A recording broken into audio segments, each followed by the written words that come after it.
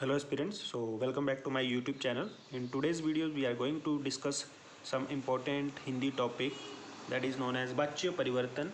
तो वाच्य परिवर्तन को आज हम डिस्कस करेंगे कि मोस्ट इम्पॉर्टेंट टॉपिक है आपका फॉर योर अपकमिंग HP पटवारी और सेक्रेटरी एग्ज़ाम। तो वाच्य परिवर्तन आपको सबसे पहले देखिए, वाच्य परिवर्तन में हमारे पास दो तरह के वाच्य होते हैं, कृतवाच्य और अकृतवाच्य। ठीक है, कृतवाच्य में भी दो प्रकार के वाच्य होते हैं, कर्मवाच्य और भाववाच्य। तो सबसे पहले वाच्य परिवर्तन को जानने से पहले आपको पता होनी चाहिए दो चीज़ें, एक तो कर्ता और एक क्रिया। कर्ता आपको पता है जो होता है, जो काम कर रहा है। जैसे राम फुटबॉल खेल रहा है, तो राम क्या है? कर्ता। और क्या खेल रहा है? फुटबॉल। तो वो क्या है? वो क्रिया होगी, जो काम कर रहा है। वो क्या काम कर रहा है? राम पढ़ रहा है, तो जो राम है वो कर्ता हो गया। और क्रिया क्या होती है? जो वो काम कर रहा है। ठीक है, तो ये मैंने लिखा है कि आपको एक क्रिया का पता होना चाहिए और एक कर्ता का। दो चीज़ें आपको पता होनी चाहिए वाच्य परिवर्तन से पहले। ठीक है, अब क्रिया में भी दो तरह की क्रिया होती है, एक होती है स्कर्मक और एक होती है अकर्मक। ये भी आपको पता होना चाहिए। स्कर्मक मीन्स कर्ता का प्रभाव क्रिया पर पड़ता है। जैसे सोहन पत्र लिखता है, सोहन क्या लिखता है? सोहन पत्र लिखता है। स्कर्मक में आपको एक चीज़ याद रखनी है, आपको दो क्वेश्चन लेके चलने हैं, किसको और क्या। अगर आपको इनका जवाब मिल जाता है, जैसे सोहन पत्र लिखता है, तो इसका अगर आप प्रश्न बनाएंगे, सोहन क्या लिखता है, तो सोहन पत्र लिखता है, इसका उत्तर भी आपको मिल जाएगा। और सोहन किसको पत्र लिखता है, ठीक है, तो इसका उत्तर भी आपको मिल जाएगा। तो यह है स्कर्मक क्रिया। अकर्मक में जैसे कोई काम नहीं होता, फॉर एग्जाम्पल रोहित रोता है, रोहित से ये काम नहीं किया जाता, रोहित से पढ़ा नहीं जाता।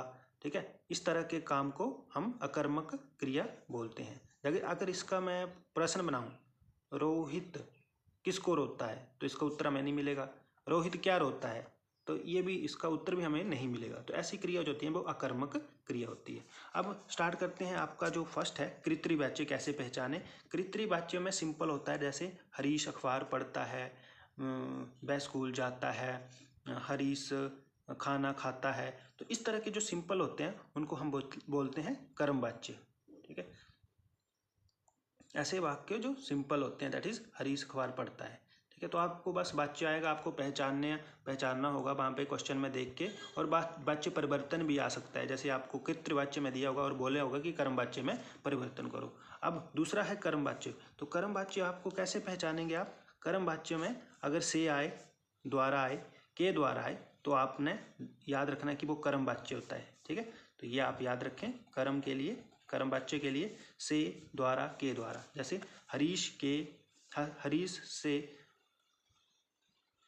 हरीश से अखबार पढ़ा जाता है, तो से आ गया ना।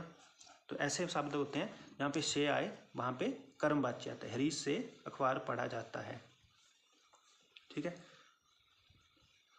एक और एग्जांपल लेते हैं, मोहन के द्वारा खाना बनाया जा रहा है, तो के द्वारा आ गया, तो वो भी कर्मवाच्य है। तो ऐसे वाच्य जिसमें पे से, द्वारा, के द्वारा आए वो कर्मवाच्य होता है। अगला है भाववाच्य। भाववाच्य अकर्मक क्रिया आने पर आपको जब भी अकर्मक आए तो आपने याद रखना है वो भाववाच्य होता है। मैं फॉर एग्जांपल, मेरे से ये किया नहीं जाता, मुझसे भोजन खाया नहीं जाता, मुझसे पढ़ा नहीं जाता, मुझसे सोया नहीं जाता। तो ऐसे काम जब हो रहे हैं, किया नहीं जाता जब भी आए, तो वहाँ पे भाववाच्य आता है। ठीक है, बाकी आपको वाच्य परिवर्तन भी आ सकता है। जैसे ये आ जाएगा, हरीश से पढ़ा नहीं जाता, तो इसका भाववाच्य आपने बनाना है। तो आप क्या लिखोगे? हरीश से पढ़ा नहीं जाता। ठीक है, अखबार पढ़ा नहीं जाता, तो वो भाव में कन्वर्ट हो जाएगा।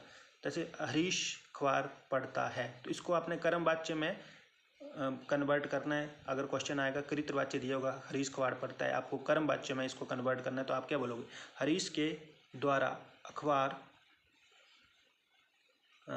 तो आपने ये याद रखना, ये जो आपका वाच्य परिवर्तन में जो सेंटेंस है वो उसी सेंटेंस में रहेगा। मतलब वर्तमान में है, पढ़ता है तो पढ़ता में है, पढ़ता ही आएगा। हरीश से अखबार पढ़ता है या हरीश के द्वारा अखबार पढ़ता है।